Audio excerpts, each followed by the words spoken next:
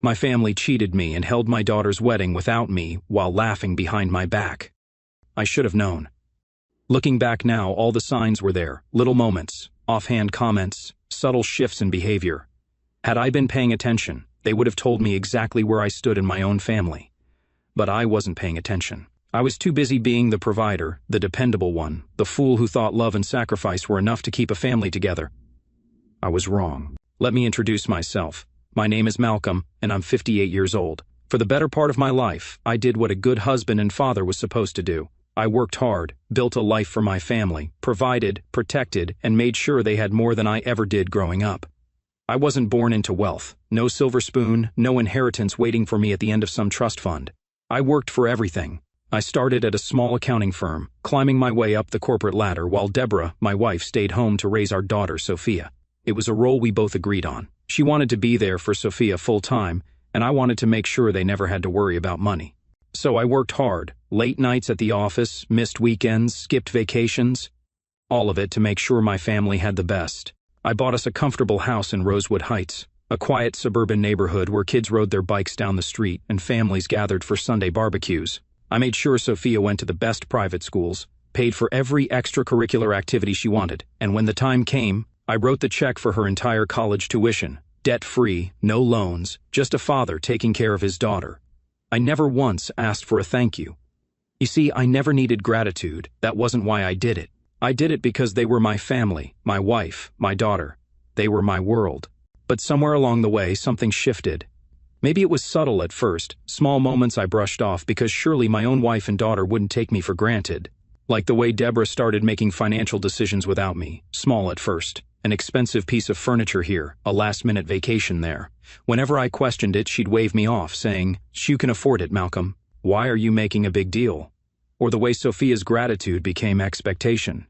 She never hesitated to ask for money, new clothes, trips with friends, an apartment in the city, but the words "thank you, Dad" became rare, almost non-existent. Then there was the wedding.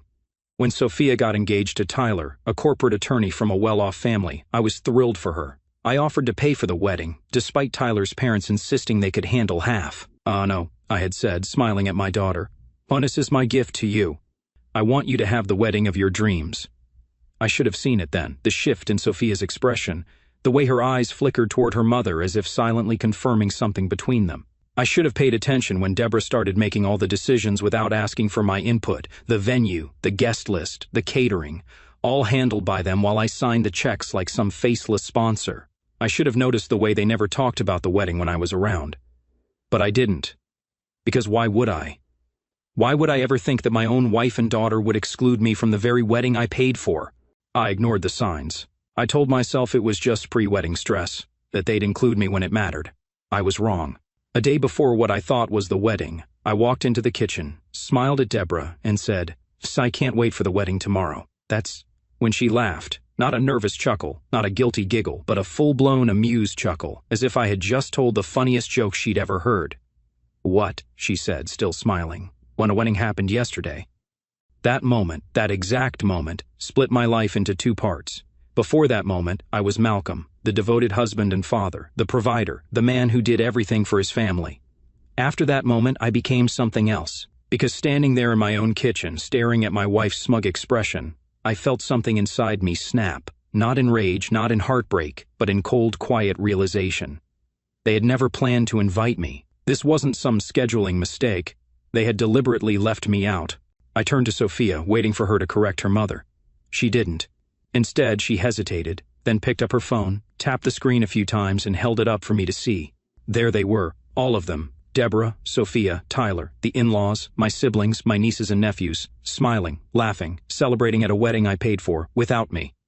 My heart pounded in my chest, but my face remained calm. I looked at my wife, the woman I had spent more than 30 years of my life with, the woman I had built a home for, sacrificed for, loved unconditionally. She shrugged, a casual, dismissive shrug, like I was some distant acquaintance they had forgotten to call. "And guess I forgot to tell you, huh?" she said. It was like it was nothing, like I meant nothing. That was the moment I knew. They didn't just take me for granted. They didn't just see me as the wallet, the provider, the necessary burden in their perfect little lives.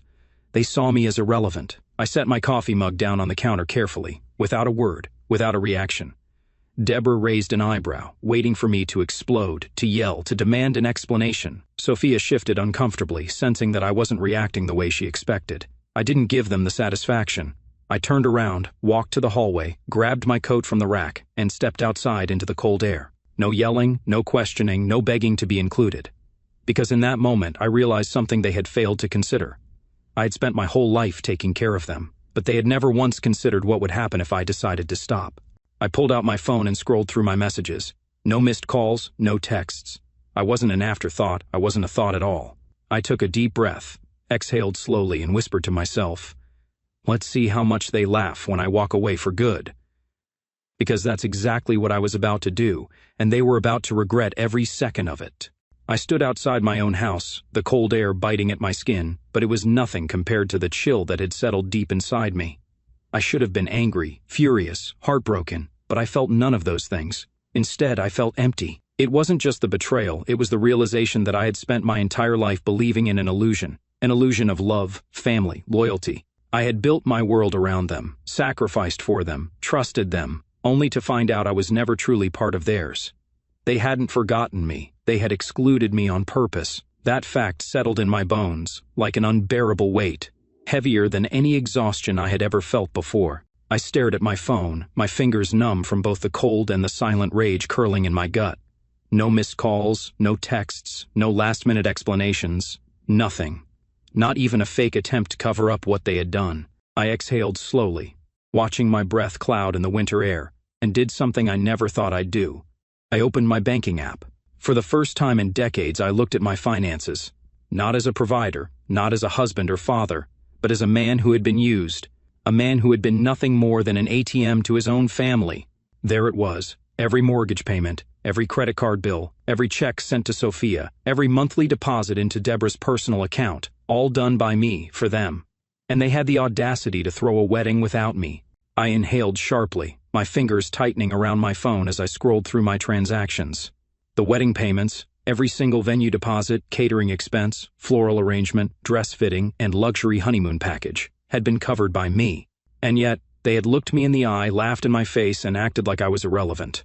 I had funded an event I wasn't even considered worthy enough to attend. My mind was running, piecing everything together, and with each realization, something inside me hardened. This wasn't just a moment of forgetfulness. This wasn't an accident. This was calculated. I turned around and walked back toward the house, my steps slow, deliberate. I wasn't sure what I expected to find when I walked back inside. Maybe a sliver of remorse, maybe even a half-hearted attempt at an apology. But when I stepped through the front door, all I heard was laughter. Deborah's light, careless chuckle, Sophia's amused giggle. I stopped just before entering the dining room, listening. "Tad's going to be fine," Sophia was saying, her voice casual, unconcerned. "Only she always gets over things." "Exactly," Deborah agreed. "Well, you know how he is. He sulks for a while, then he moves on." "I told you, honey, he wouldn't have fit in at the wedding anyway. It was elegant. You know how stiff he can be." My blood turned to ice. Elegant? Stiff? I took a slow, measured breath and stepped into the room. The second they saw me, the conversation stopped. Sophia stiffened, her lips pressing together. Deborah looked up at me, her face smooth, unreadable. They weren't guilty, they were waiting for me to act the way they expected, angry at first, but eventually forgiving. Because that's what I had always done. I let things go. I kept the peace. I swallowed my hurt because I thought that's what family was supposed to do. Not this time. "So," I said, keeping my voice steady, "Sophia threw a wedding without me." Sophia sighed, already tired of the conversation she had barely participated in. "Oh, Dad, please don't make this dramatic." I arched an eyebrow. "Dramatic? I wasn't even invited to my own daughter's wedding." "It wasn't like that," Deborah cut in smoothly.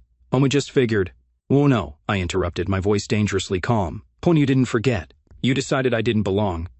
No one spoke. I looked at Sophia. "Do you have any idea what you've done?" I asked. She shrugged. "Oh, Dad, you're acting like we abandoned you. It was just a wedding. I'm still your daughter. You're still my father. Nothing changes." Nothing changes. I let those words sink in, the sheer audacity of them. They had excluded me, mocked me behind my back, used me, and still expected me to continue providing for them as if nothing had happened.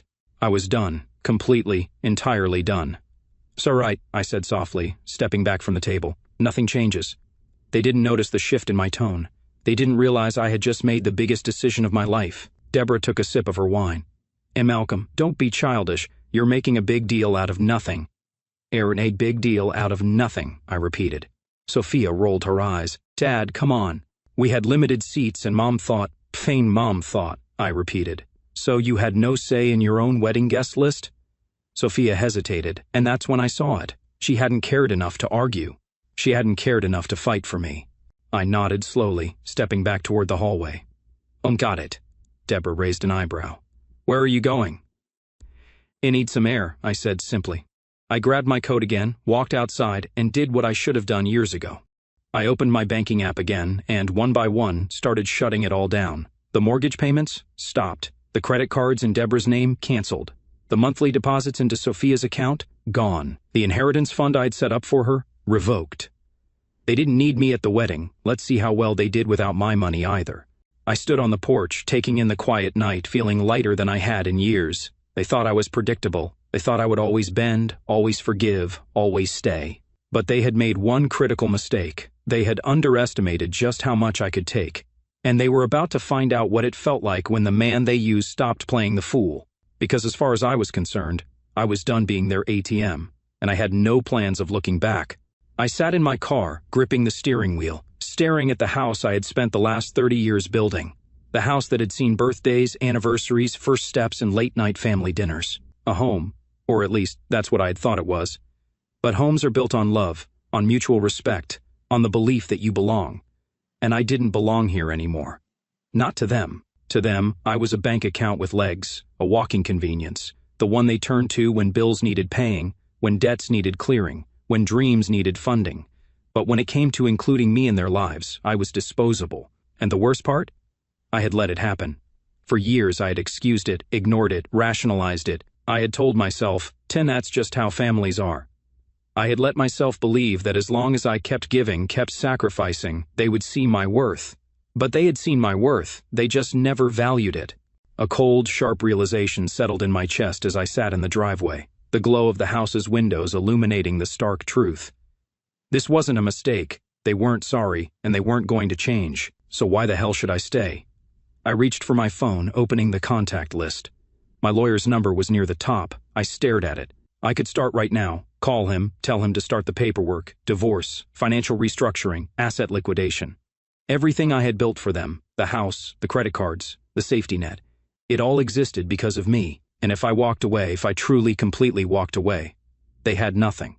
I let out a slow breath, pressing my thumb against my phone screen, but I didn't call, not yet, because I wasn't done, not yet. I pushed the door open, stepping back into the freezing night air. My breath fogged in front of me as I walked back to the house, my footsteps deliberate, my heartbeat steady. I wasn't going to scream. I wasn't going to argue. I wasn't going to give them the satisfaction of seeing me break. When I walked inside, Deborah was still at the dining table, sipping her wine like nothing had happened. Sophia had moved to the couch, scrolling through her phone, her face as blank as ever. I stood in the entryway, watching them. They didn't even flinch, didn't look guilty, didn't even try to explain themselves. Because why would they? They thought they had already won. That I would get over it like I always did, that I would sulk for a few days, then go back to paying for their lives like nothing had happened. I let the silence stretch. Then finally Deborah sighed, setting her glass down with a soft clink. "Are you done being dramatic?" I smiled. Not because I was amused, not because I found any of this remotely funny, but because I knew something she didn't. I wasn't being dramatic, I was being done. No, I'm done all right. Her eyebrows knitted together, the first flicker of something that almost looked like unease crossing her face. "Look, Malcolm," she said, exasperation in her voice. "I know you're upset, but it was just a wedding. You're acting like we burned the house down." I tilted my head slightly. "That's an interesting way to put it, Deborah, because, in a way, you did." She scoffed. "Oh, come on." I turned my gaze to Sophia. "And you?" I asked. "Oh, nothing to say?" Sophia barely looked up from her phone. "Oh, Dad, you're taking this way too seriously. We didn't mean to hurt you." Mom thought, I repeated. Sophia hesitated, then shrugged. "Look, I just went along with it. It wasn't personal. Not personal. My own daughter had chosen to go along with excluding me from her wedding, had smiled for the cameras, danced under the lights, toasted to her new life while knowing I was sitting at home, thinking I still had a place in her world. And it wasn't personal. I felt something deep inside me go quiet, numb. "All right," I said simply. Deborah frowned. "All right? That's it?" Sweet, that's it. I turned, walked down the hall, and into our bedroom. I didn't slam the door, didn't rip things off the walls, didn't throw things into a suitcase. Because this wasn't some spur-of-the-moment reaction. This was deliberate, planned, final. I pulled open the closet, grabbed a duffel bag, and started packing. Shirts, pants, the essentials. I didn't need much because I wasn't planning on coming back. Behind me, I heard Deborah's voice float in from the hallway. "Oh, stop it, Malcolm. You're not leaving. Where would you even go?" I zipped up the bag, swung it over my shoulder, and stepped into the doorway. "I don't know," I said honestly. "But, wherever it is, it'll be better than here." For the first time that night I saw it, the first real flicker of fear in her eyes. Because she hadn't expected this. She had expected resistance, expected anger, expected me to throw a fit but eventually stay. She hadn't expected me to walk away. I brushed past her, feeling the weight lift off my chest with every step I took toward the front door. Malcolm, she called, sharper now. "You're being ridiculous." I didn't respond. I didn't even look back. I just walked, one step after another. Then I reached the front door, wrapped my fingers around the handle, and opened it. The cold air rushed in, cutting through the warmth of the house. Our house? No, not anymore. Not ours, not mine, just theirs. And they could keep it. Because I was done. Completely, entirely done. I stepped out, letting the door shut behind me with a soft click. And I didn't look back. Not once. Not when my phone started buzzing in my pocket. Not when Deborah called my name again, her voice edging towards something almost panicked. Not when I got into my car, started the engine, and pulled away from the house I had built with my own hands. I had walked away from a lifetime of sacrifice, and for the first time in 30 years I felt free. They thought they had won. They thought they could laugh it off, brush it aside, let time smooth over the wounds they inflicted. But they had no idea what was coming next. Because the thing about taking someone for granted is that you never realize what they truly gave you until they take it all back. I drove through the quiet streets of Rosewood Heights, my fingers gripping the steering wheel tighter than necessary. The streetlights cast long shadows across the road, their glow blurring slightly as my vision swam with the weight of the evening. I wasn't angry. I wasn't sad. I wasn't even shocked anymore. I was just done. Done pretending, done excusing, done sacrificing for people who had made it abundantly clear that my worth to them began and ended with how much money I could hand over. It was a strange thing to realize that the family I had built my entire world around had never truly considered me a part of theirs. And now, they were about to feel what that meant. As I pulled into the parking lot of a small motel on the outskirts of town, I reached for my phone, not to call Deborah, not to respond to the barrage of messages and missed calls that had started the moment I walked out the door. I had no interest in what they had to say. Instead, I opened my banking app. For years, I had handled our finances alone. It had been a necessity, really. Deborah had never cared about managing money, and Sophia had never been interested in understanding where all the luxury she enjoyed came from. So I had managed it all: the mortgage, the credit cards, the savings accounts, the monthly deposits into Sophia's checking account, the household expenses. Deborah never even glanced at the medical insurance that covered not just my family, but her mother as well. I had funded their entire world, and they had laughed in my face. That ends tonight. With a few taps, I froze the joint account Deborah had access to. Her credit cards? Canceled. The mortgage auto payments? Stopped. The monthly allowance Sophia received like clockwork? Gone. I moved my personal savings into a new, separate account, one with only my name on it. I wasn't a fool. I knew Deborah would see the changes soon. She'd call the bank, try to override the restrictions, throw a fit when she realized that, for the first time in her life, she had no control over me. And then she'd panic, and that's what I was waiting for. I set the phone down, leaning back against the cheap motel headboard, staring at the ceiling. For the first time in my life, I felt light. I had spent decades giving. Tonight, for the first time ever, I had taken back, and they were about to realize just how much I had given them. The first signs of desperation came quickly. I woke up to 26 missed calls. I let them sit there, untouched, as I went about my morning. By the time I had showered, grabbed coffee from the lobby, and stepped outside into the crisp morning air, the messages had started rolling in. First, Deborah and Malcolm, what the hell is going on? My card just got declined at the store. Did you forget to pay the mortgage? I just got an email about a late fee. Call me now. Okay, this isn't funny. My accounts are frozen. I can't access anything. Fix this. Then Sophia to Dad, my card isn't working. Did something happen with the bank? Punt Dad, answer me. Mom's freaking out.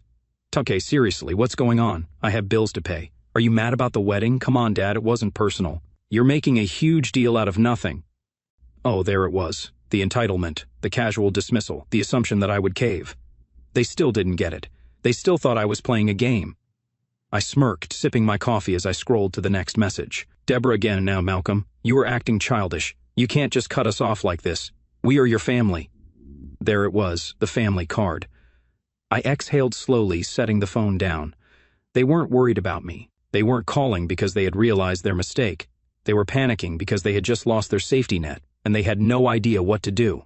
The first phone call didn't take long. By noon, my phone was ringing again. I let it go to voicemail the first 2 times, but by the third, I was curious. I answered. "Ain Malcolm." Deborah's voice was shrill, breathless. I could hear noise in the background, probably the bank. "Morning, Deborah," I said calmly, sipping my coffee. There was a pause. She hadn't expected me to sound so at ease. "What the hell is going on?" she snapped. "Why can't I access our accounts? Why is everything frozen?" I hummed. That's weird." "Malcolm, this isn't funny." "So, said I was joking?" Silence. Then, quieter, more controlled. "Okay, I get that you're upset, but this is ridiculous. You're not thinking straight." "No, I'm thinking perfectly straight," I said, and probably for the first time in years. Another pause, then a scoff. "So what, you're punishing us? That's what this is?" "Oh no, Deborah," I said, my voice steady. "This isn't punishment. This is me resigning." "Can't resigning?" she repeated. "From my role as your personal bank." A sharp inhale, then anger. "When you can't just walk away from your responsibilities, Malcolm." I laughed, actually laughed. "Wayne, responsibilities?" I echoed. "You mean like the responsibility of paying for a wedding I wasn't even invited to?" More silence. She had no response for that. And that silence, that was the moment I knew I had won. I didn't need to explain myself, didn't need to argue, didn't need to yell. They had played their hand, and now they were watching everything crumble. By the end of the week, the aftermath was clear. Deborah had maxed out every credit card she still had access to. The mortgage was officially 2 weeks late. Sophia's lifestyle had come to a screeching halt. And me? I was fine, better than fine. I was free. I hadn't realized just how much weight I had been carrying until I set it all down. They had spent years using me, draining me, expecting me to keep giving without hesitation. They thought I was predictable. They thought I would always come back. But they had made one critical mistake. They had forced me to see the truth. And once I had seen it, there was no going back. So, as I sat in my rented apartment, staring at the new life unfolding in front of me, I smiled. Because this wasn't the end of the story. No, this was just the beginning of their regret. And for the first time in my life, I wasn't the one who had to fix it. The thing about people who take you for granted is that they never see the consequences coming. They assume you'll always be there, waiting, ready, willing to forgive, to fix things, to continue playing your role. And for years I had. I had been the provider, the problem solver, the man who always came through. But when I walked away, when I stopped playing their game, that's when the real panic set in. Because for the first time in their lives, they had to fend for themselves, and they were not prepared. At first, they thought it was a mistake. Deborah must have assumed it was a temporary inconvenience, a bank issue, a technical glitch. Sophia probably thought I was just sulking, that I'd cool off in a day or two, and everything would go back to normal. But by the 3rd day, reality had started to sink in. Deborah's credit cards were still declined. The mortgage payment hadn't gone through. Sophia's account was still empty. Their safety net was gone, permanently. I hadn't just stopped helping, I had shut down their entire financial world. And now, they were desperate. By the 4th day, my phone was blowing up. Deborah was alternating between angry demands and pathetic pleas. "And Malcolm, what the hell is going on? I just got an overdraft notice. Fix this. And you can't access any of our savings." "What did you do?" "This is insane." So you can't just leave me like this. We have bills." "Boss said I don't know what's gotten into you, but we need to talk. Please, Malcolm, just call me." Then there was Sophia. At first, she tried to be casual. "Hey, Dad, so I think something's wrong with my bank account. Can you check? Maybe there was an error." Then frustration. "Dad, I have rent due. I need that money. Are you seriously ignoring me?" And then panic. "Dad, please. I don't have enough to cover my bills this month. Just send it this one time and I swear I'll never ask again." I read the messages slowly, sipping my coffee, feeling nothing, no guilt, no hesitation, just satisfaction. Because this was them finally understanding what I had known for years. I was never appreciated, only expected. And they were finally feeling what it was like to be on their own. By the 5th day, the messages weren't enough. Now they were calling nonstop. The first call came from Deborah. I let it go to voicemail. The second came 2 minutes later, ignored. Then Sophia, rejected. Then Deborah again. Pick up the damn phone, Malcolm. I let them stew in their panic. By nightfall, the voicemails had piled up. I played one, just to hear how desperate they were getting. Deborah's voice came through the speaker, tightly controlled but laced with frustration. Hey, Malcolm, this isn't funny. You need to fix this right now. I can't even buy groceries. My cards are all declined. What are you trying to prove? I smirked. I get that you're mad about the wedding, she continued, her voice soothing now, manipulative. But this is cruel, Malcolm. You're punishing your own family. Do you really want to be that man? There it was, the guilt trip, the attempt to make me feel like the villain. I deleted the voicemail, because I wasn't falling for it, not this time. By the end of the first week, the panic had hit full force. Sophia had maxed out her remaining credit card.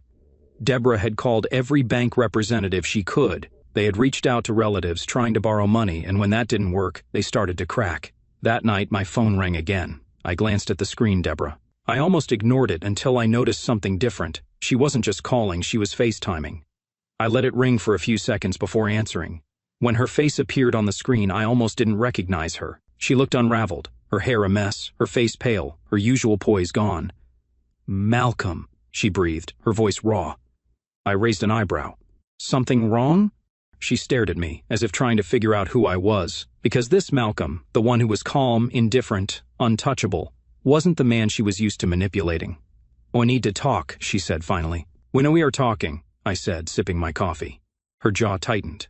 Oh, Malcolm, I don't have time for this. We can't keep living like this. The bank won't reverse the freezes. The house payment is due in a few days. Sophia is panicking and... She blinked. And what does that have to do with me? Her mouth opened, then shut. Because she didn't have an answer. For decades I had been the fixer, the one who made things right. Now I wasn't lifting a damn finger. Malcolm, she tried again. I know we hurt you. I know you're upset, but this isn't just about us. This is about our family. Family, I echoed. She nodded quickly, hope sparking in her eyes. Geez, family. We need to work this out. You need to come home. I let out a small laugh, shaking my head. Deborah, let me ask you something. She hesitated. What? I leaned forward, my expression turning cold. Did I look like family when you threw a wedding without me? Silence. Complete, utter silence. Deborah's face drained of color because she knew there was no coming back from this. Good night, Deborah, I said calmly, and then I ended the call. That night, I slept better than I had in years. Because for the first time, they weren't my problem anymore. I wasn't the safety net. I wasn't the solution. I was just a man who had finally woken up. And tomorrow, they were going to wake up too. Because this wasn't temporary, this wasn't a lesson, this was permanent, and they had no one to blame but themselves. I knew the moment was coming, the moment where they stopped pretending this was a misunderstanding and started realizing what they had actually done. It had taken longer than I expected.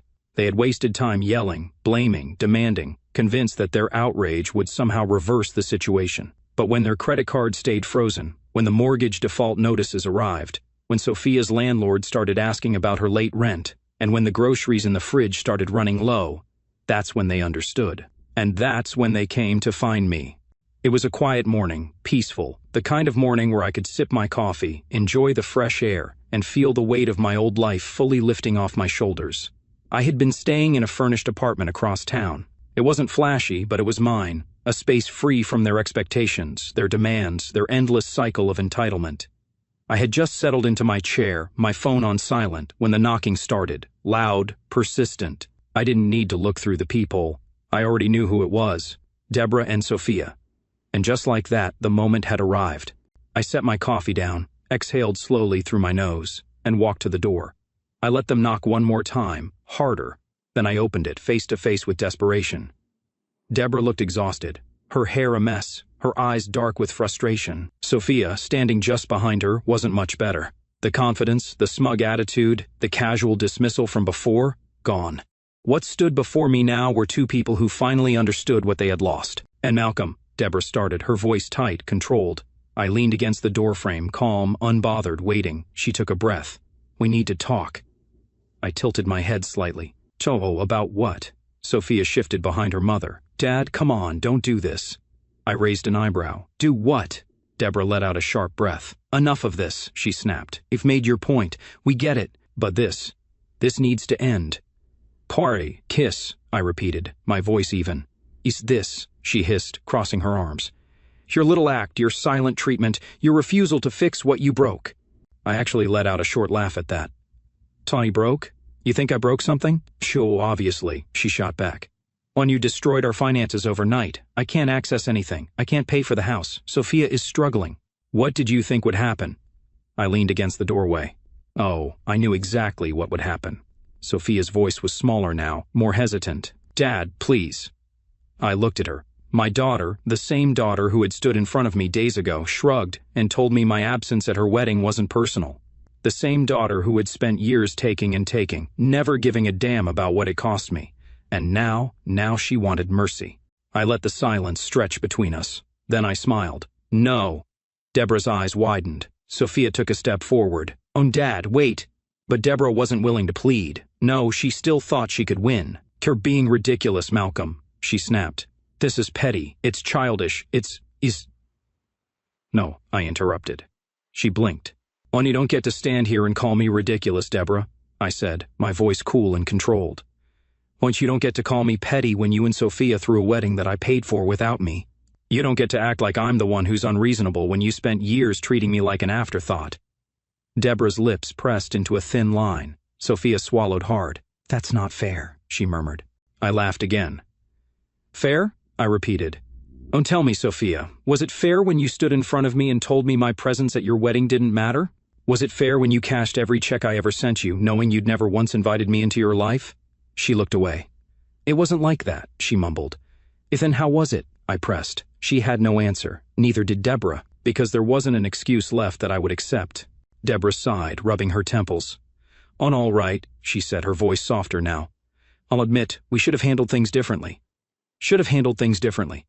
I let the words settle in my chest. They weren't apologizing. They weren't admitting they were wrong. They were just maneuvering, trying to say just enough to convince me to fix everything again.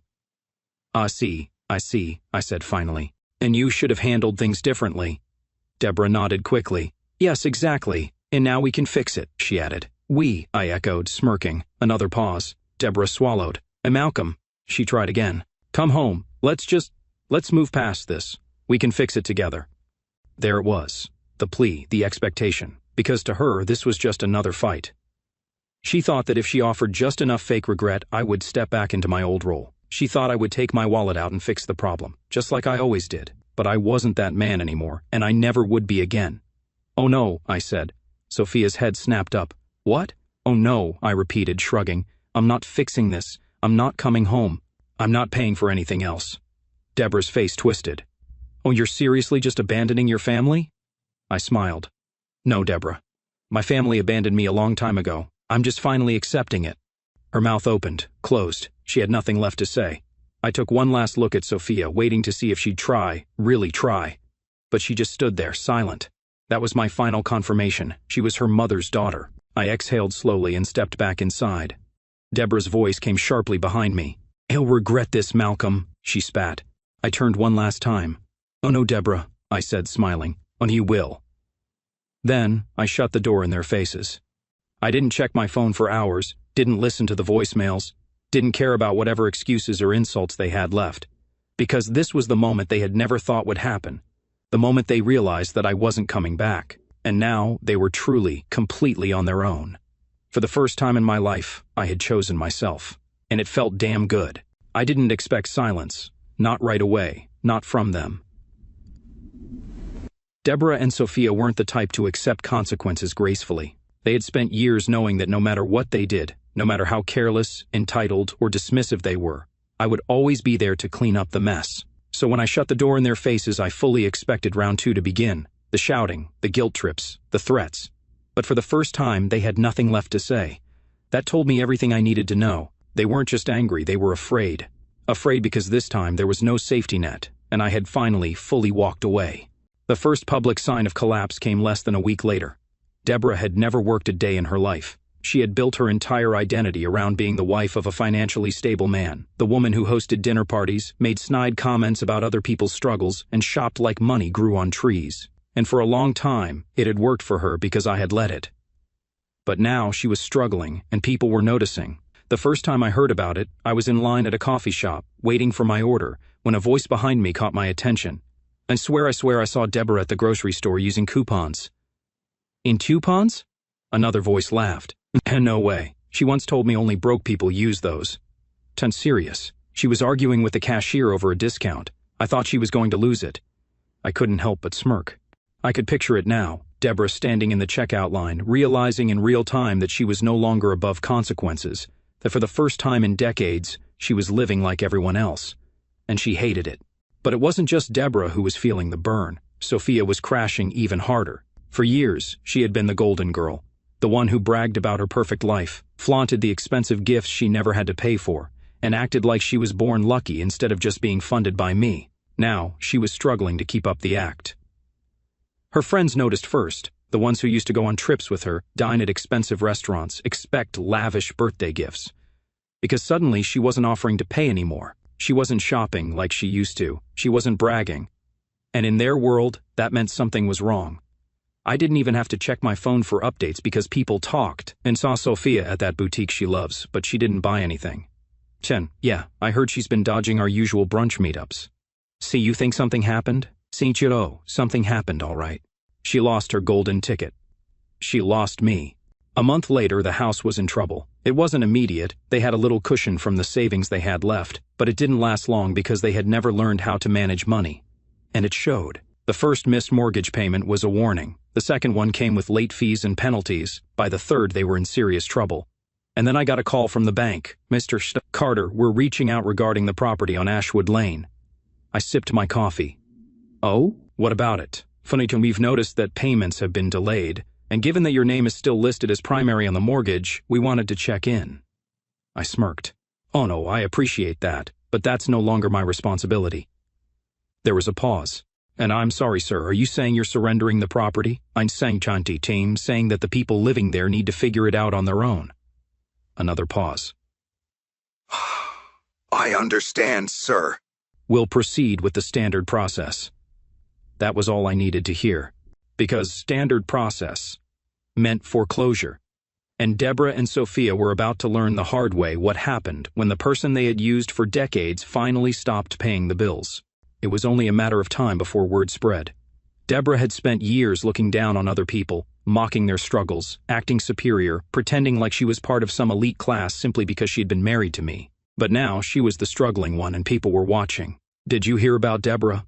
I heard she's late on the house payments, so I thought they had money. But what happened? What happened?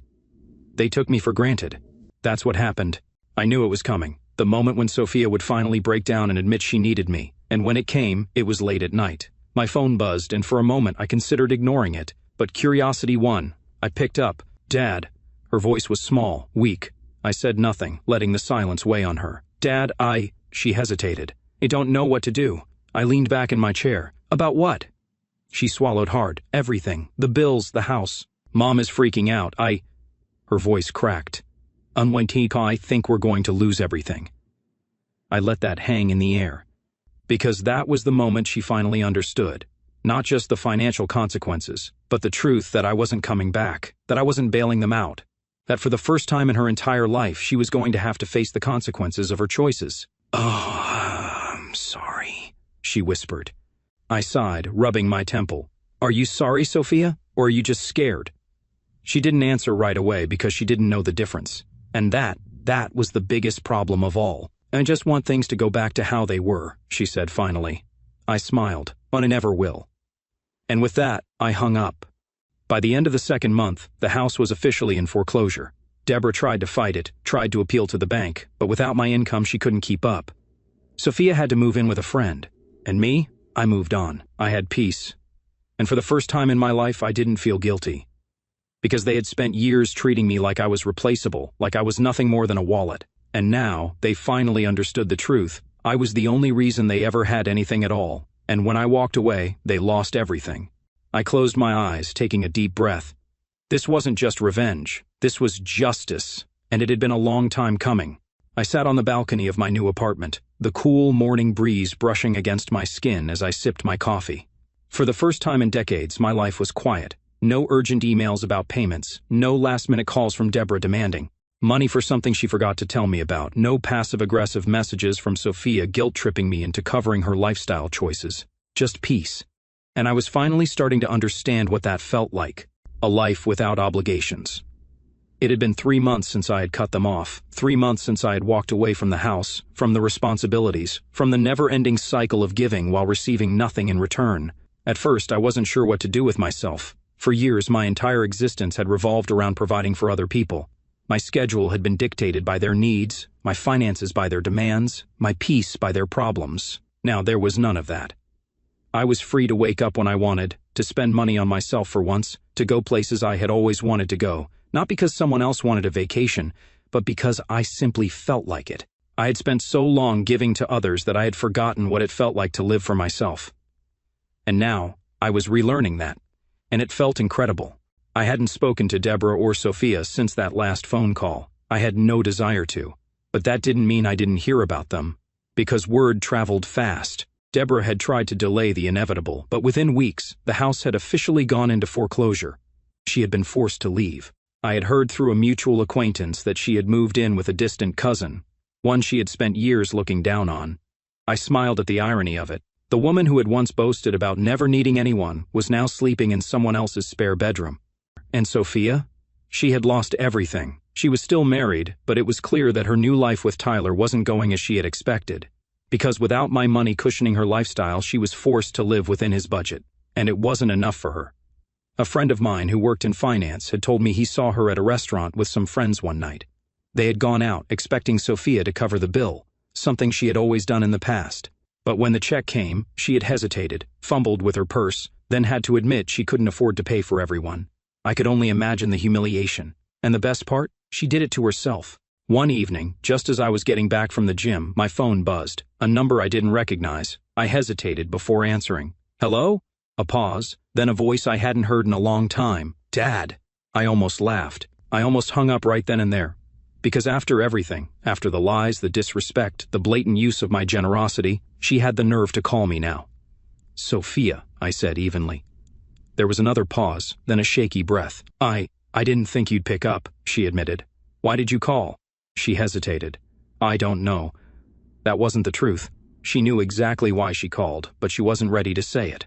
Toast Tyler? I asked casually, taking a sip of water. He's fine, she said quickly, too quickly. Oh, so things weren't going well. And your mother? Sophia exhaled. She's managing. Translation, she was barely getting by. And they both wanted me to feel bad about it. Is that why you called? I asked, my voice unreadable. And to give me an update on your mother's struggles? Oh no, she said quickly, another pause. She started, her voice breaking a little. I miss you, Dad. I let those words sit in the air. Because for years I had waited to hear them. I had waited for her to show some kind of remorse, some kind of understanding. But now, I wasn't sure if I even cared anymore. Oh, you miss me, I repeated, not letting my tone reveal anything. Yes, she whispered. Or do you miss what I used to do for you? Silence. And that was my answer. She wasn't calling because she missed me. She was calling because she missed the comfort of having me take care of everything. Dad, please, she said after a moment, her voice small. I don't want things to be like this. Can we just talk? I smiled slightly. When you're talking, Sophia. She exhaled sharply. Oh, you know what I mean. I did. But I wasn't interested. When I spent years talking, I said, years trying to be part of your life. Years giving and giving, waiting for the day you'd see me as more than a bank account. She didn't say anything. And you never did, I continued. Not until it was too late. Another pause. So, that's it? She asked finally. That's it, I confirmed. We're just done with me? There was a time when hearing those words would have wrecked me, when the idea of being done with my own daughter would have felt like a failure. But now it just felt like freedom. I didn't walk away from you, Sophia, I said calmly. Walked away from me, you and your mother both. Silence. I finally just stopped chasing you. Another long pause, then finally she broke. I'm sorry. It was the first real apology she had ever given me, and maybe in another lifetime it would have meant something, but not now, not anymore. I sighed. Take care of yourself, Sophia. And before she could say anything else, I hung up. I sat in silence for a long time after that call. Not because I was sad, not because I regretted anything, but because I knew, truly knew, that I was done. She had apologized, but I had moved on. And I wasn't interested in reopening a door that should have been shut years ago, so I turned my phone on silent, poured myself a drink, and stepped onto my balcony. The night was calm, my life was finally my own, and for the first time in 30 years I was at peace.